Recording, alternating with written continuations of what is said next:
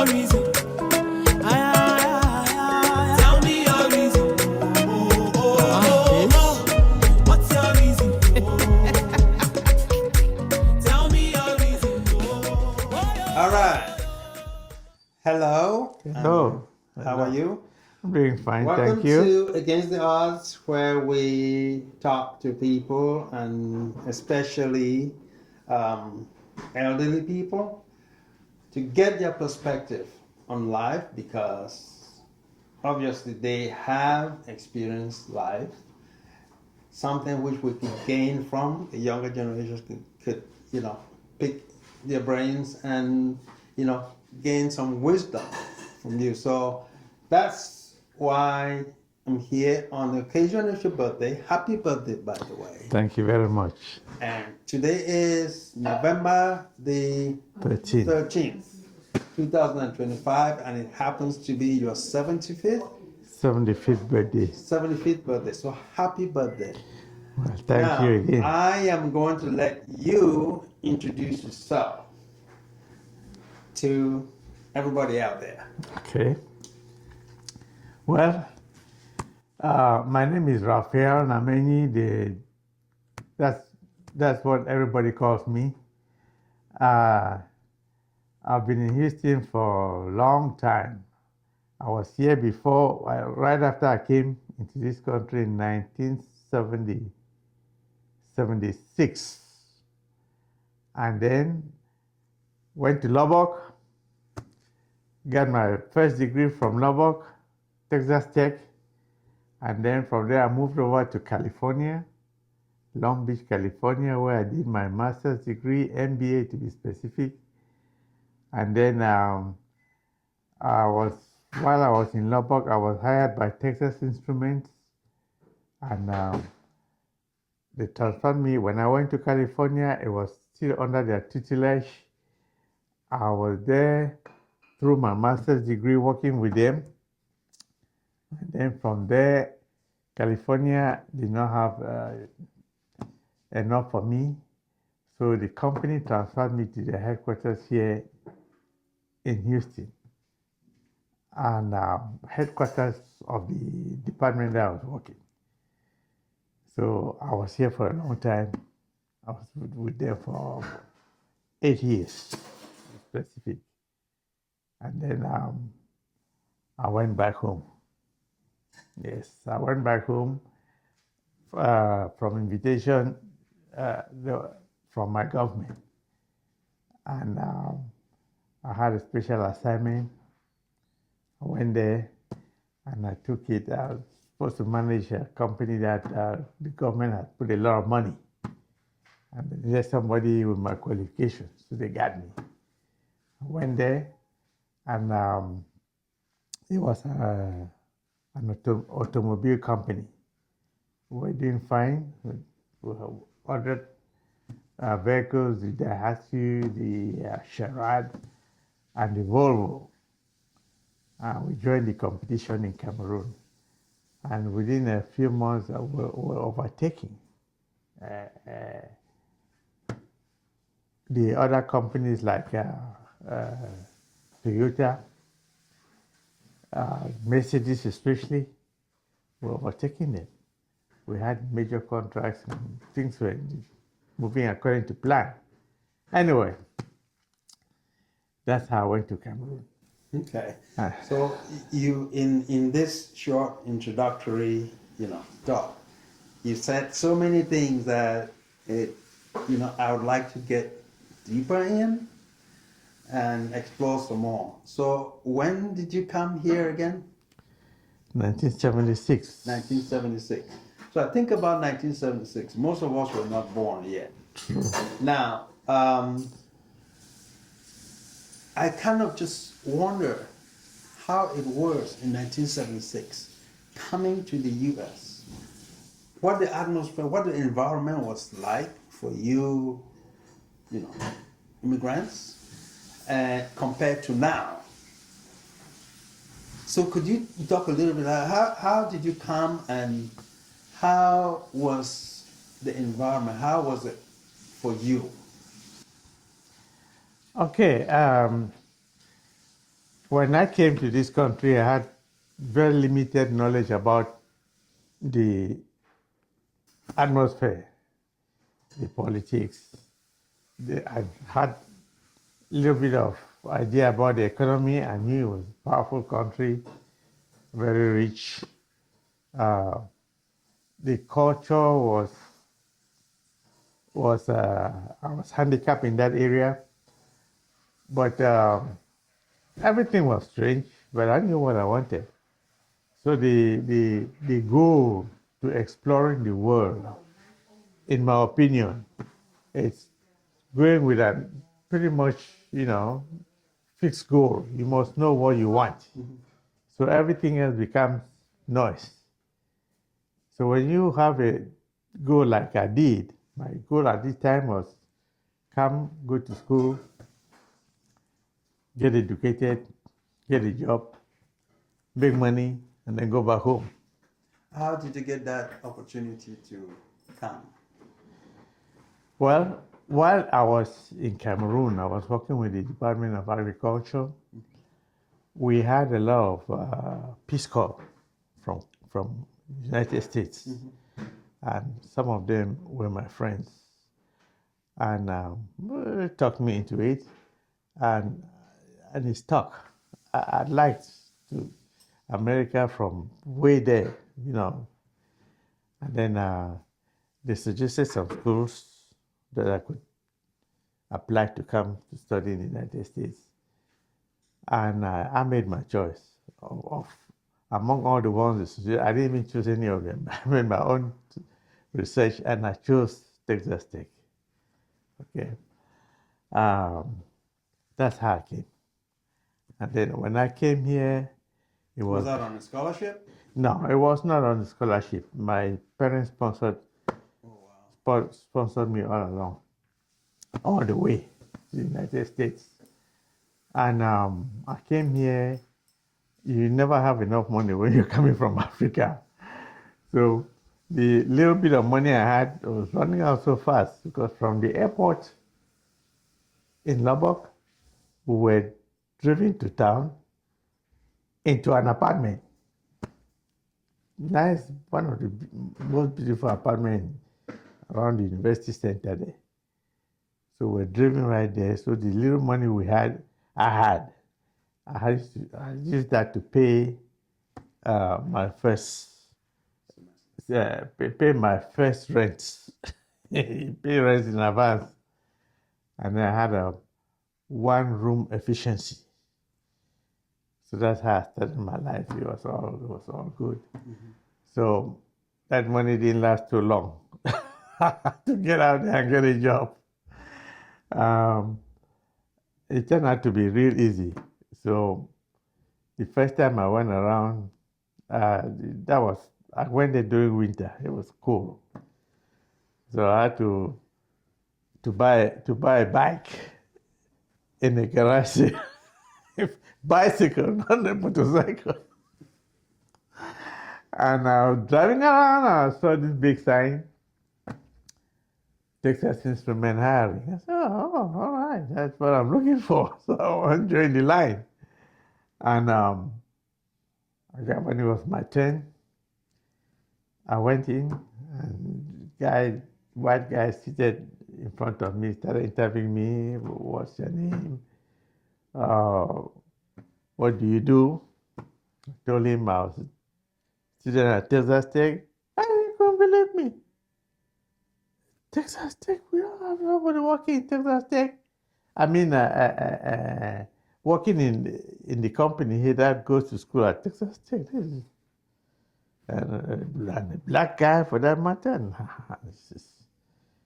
Are you serious? If you have any proof, I removed my school ID and showed. I looked at it. He was pleasantly surprised.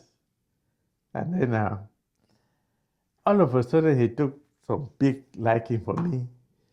And he looked at the form that I had filled for my application.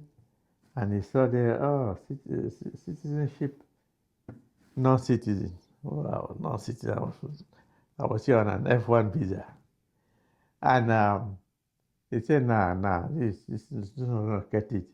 So he took his pen, canceled that non-citizen, and tick citizen. Can you imagine? A tick citizen. From that moment, I was a citizen of the United States. I'm telling you. And he hired me. And during that first week, I found out what had happened. It was sinking in me.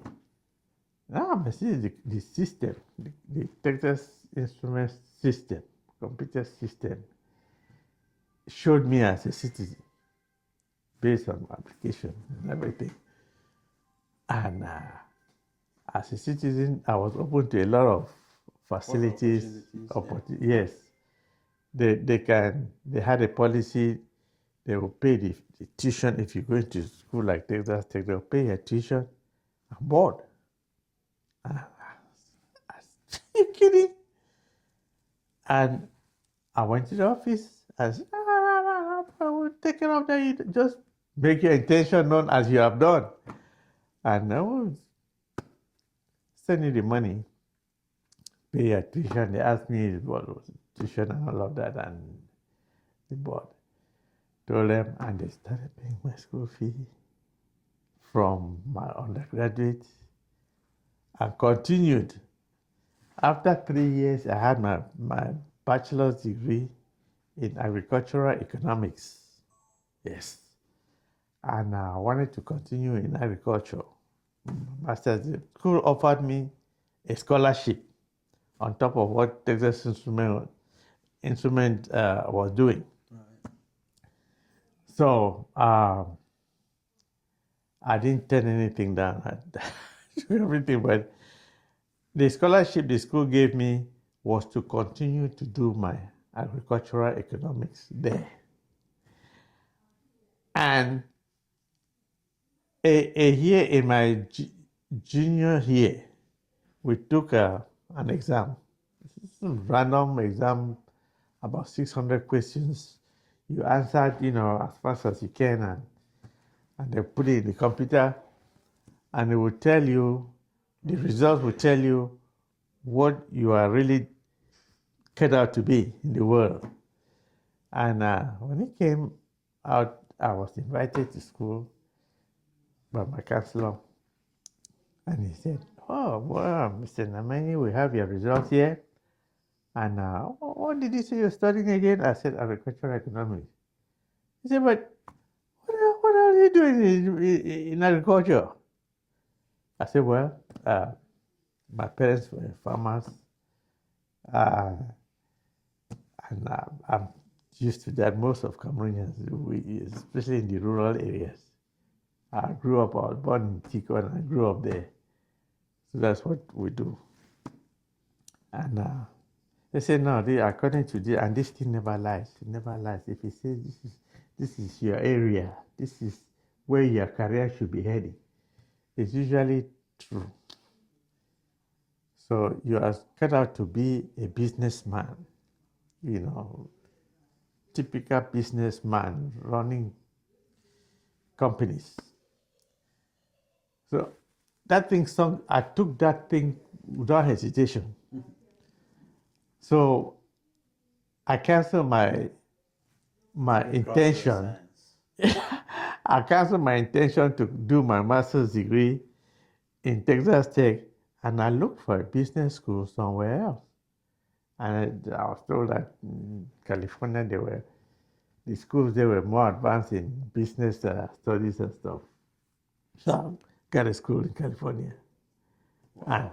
And went to the office and told them my intention to move, to quit Texas Instrument. And the reason was because I'm going to do my master's in California. And they said, where in California? I said, well, Long Beach. And I said, but why are you quitting? I said, how can I be in California and be working here? I said, no. We have a branch in California. We can just transfer you. I mean, you just 3 years will be with you. It's been wonderful. Like to keep you. So if we can just transfer you there so you don't have to quit. I said, wow. For real? You must say, right now we can, if you agree, we'll do the transfer right now. So what do you expect? I agree. I've been having nightmare of How you to going go to to pay a for it? new place and then start exploring, and that solved all that problem. Wow. I was very happy. How was your childhood growing up? Well, I had fantastic parents. My father was a hustler. I mean, he was a tailor. He did just about everything. But his goal from leaving Balengu, where he originated, and come to the south, was to look for any way he can survive. He can, make it. Opportunities were not there in the village, so he came down, and finally noticed or realized that the way to grow as fast as and as high as he would like to would be through farming. At the time, the coffee and the cocoa trade farming was fantastic. It was giving a lot of money. So he managed to do his tailoring job and gathered money and bought a farm. Good size farm. Down Motamolombo, Tico there. And planted cocoa and coffee. By the time I was born, it was a big farm. I knew him as a tailor very briefly because he abandoned that tailor thing and concentrated on his farm. So it's a farm thing that was stuck in my mind. So the tailor thing we're just hearing stories.